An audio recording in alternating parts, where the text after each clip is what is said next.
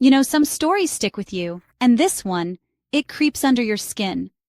Imagine a mother, a woman meant to protect you, turning out to be your worst nightmare. That's Shelly Knotek's legacy.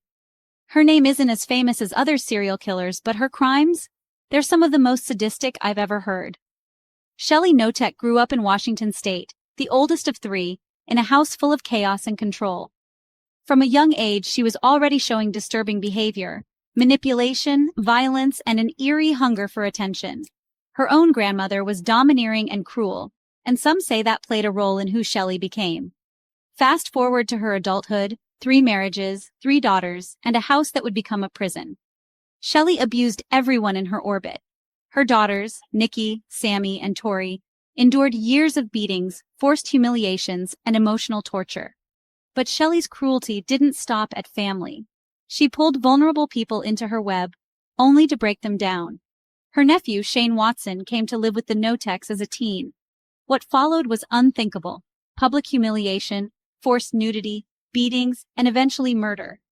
Then there was Kathy Loreno, a friend Shelly lured in with a fake cancer story. Kathy was isolated, starved, and tortured for years before dying in that same house of horrors. Her body? Burned, ashes scattered, no trace. Ron Woodworth was next, a kind, gentle man who just needed a place to stay. Shelly made sure he suffered daily before he died from neglect and injuries. Even the elderly weren't safe. James Mac McClintock died suspiciously while under Shelly's care, his estate ending up in her hands. How did she get away with it for so long? Manipulation.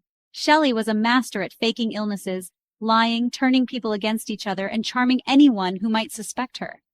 Social services and law enforcement failed her victims, overlooking signs and ignoring desperate cries for help.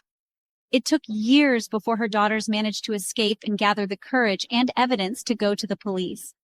In 2003, after decades of suffering, Shelly and her husband Dave were finally arrested. Shelly pleaded to lesser charges but was sentenced to 22 years. Dave served 15 for his part in Shane's murder and is already free. As of 2022, Shelly Knotek was set for release. Her daughters have been vocal, warning the world that her manipulative, dangerous ways haven't changed.